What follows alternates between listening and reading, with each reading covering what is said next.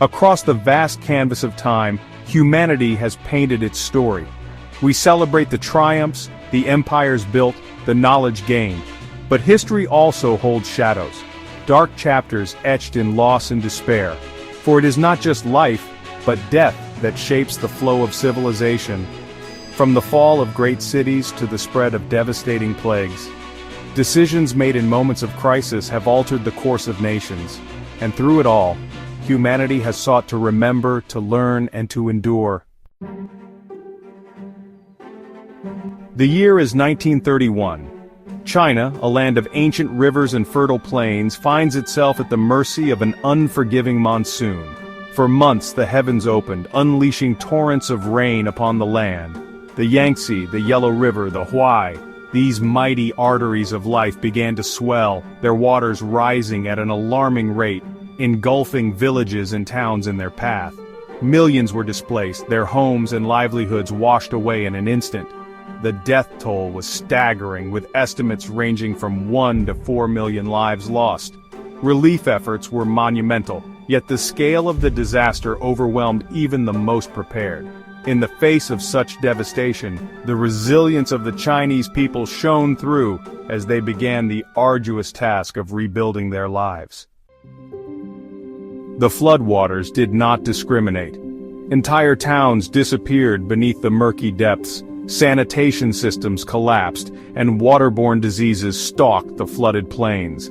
The official count reached over 2 million. Families were torn apart, and the grief was palpable. Relief camps struggled to provide for the survivors. International aid poured in, but the scars of the disaster would last for generations. The floodwaters eventually receded, leaving behind a landscape scarred by destruction and despair. The disaster exposed the weaknesses of a nation grappling with political turmoil and economic hardship. It was a pivotal moment in China's history, a stark reminder of the power of nature and the enduring resilience of the human spirit. Yet, amidst the devastation, stories of hope and resilience emerged, showcasing the indomitable spirit of the Chinese people. The year is 1346. Across Europe, a new threat emerges from the east, silent and deadly. It arrives on ships carried by fleas on rats seeking passage to new lands. These fleas harbor Yersinia pestis, the bacteria known as the Black Death. Whispers of a strange illness spread through Italy's port cities. Soon, the whispers turned to screams as the Black Death tightened its grip. Entire families were wiped out and mass graves became a common sight. Cities implemented quarantines, but the measures were often too late. Trade routes were abandoned, and once bustling marketplaces fell silent. Chroniclers of the time documented the horror, leaving a grim legacy for future generations. Within months, the Black Death had engulfed Europe. From the Mediterranean to Scandinavia, no corner was spared. Cities became open graves. The sick died in the streets, overwhelming burial grounds. Physicians were powerless to stop the plague. The Black Death's reign of terror finally subsided, but the world it left behind was forever changed.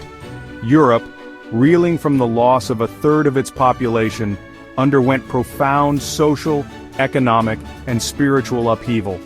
The seeds of change, sown in the ashes of the Black Death, would eventually blossom into the Renaissance.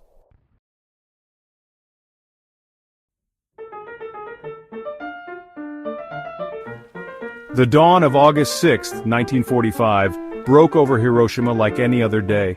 The air was still, the city below bustling with life. Children walked to school, families prepared breakfast, the mundane rhythms of a world unaware it was living on the precipice. At 8:15 a.m., the bomb fell. The world turned white. 75,000 lives extinguished in a flash. The aftermath was like nothing ever witnessed. Twisted metal skeletons reached for the sky, the air thick with smoke, dust, and the stench of death. Those who survived the initial blast emerged from the rubble into a nightmare. Many were horrifically burned, their skin melting from their bones. An invisible killer, silent and insidious, stalked the ruins. Radiation sickness, a slow, agonizing death sentence for thousands more. The mushroom cloud became a symbol of both terror and progress. The Cold War cast a long shadow over the world. From the ashes, a movement for peace emerged. Scientists, politicians, and citizens called for disarmament. The world had changed.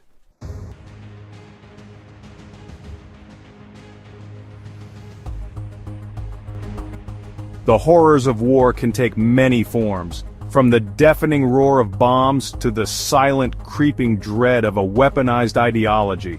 The Holocaust was a calculated, systematic attempt to erase an entire people. Over 6 million Jewish men, women, and children were murdered. The camps Auschwitz, Treblinka, Sobibor became synonymous with unimaginable suffering. The Holocaust did not erupt overnight. It festered and grew in the shadows, fueled by ancient prejudices and a charismatic demagogue. Propaganda poisoned minds, turning neighbor against neighbor. The machinery of government was twisted into a tool of oppression. The sheer scale of the Holocaust is difficult to comprehend.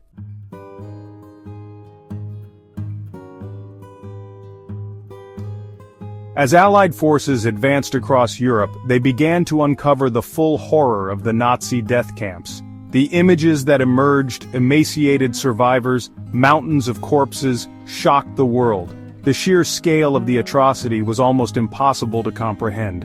It was a crime against humanity on a scale never before witnessed. The scars of the Holocaust run deep, a permanent reminder of the depths of human depravity. Africa, a continent so often associated with the raw beauty of nature, the vibrant tapestry of its cultures. But beneath this rich facade lies a history scarred by conflict, by the enduring legacy of colonialism. Rwanda, 1994. A nation grappling with ethnic tensions and political instability. On April 6th, a plane carrying the Rwandan president was shot down. The crash ignited a firestorm of violence that would consume the country. The weapons used were not sophisticated, but their impact was devastating. Machetes, clubs, even sharpened farm implements wielded with terrifying ferocity. The killing was intimate, personal, carried out face to face. Men, women, and children were slaughtered indiscriminately. Homes were ransacked, villages razed to the ground. As the genocide subsided, a chilling silence descended upon Rwanda. The rivers, once teeming with life, ran red with blood. The air, heavy with the stench of death, carried the echoes of screams and the mournful cries of survivors. The physical scars of the genocide were everywhere. Mass graves dotting the landscape, shattered homes and communities. From the floodplains of China to the heart of Europe, we have journeyed through some of history's darkest hours. We have borne witness to the fragility of peace, the devastating consequences of unchecked hatred, and the enduring power of the human spirit. Remembrance is not a passive act, it is a call to action, a promise never again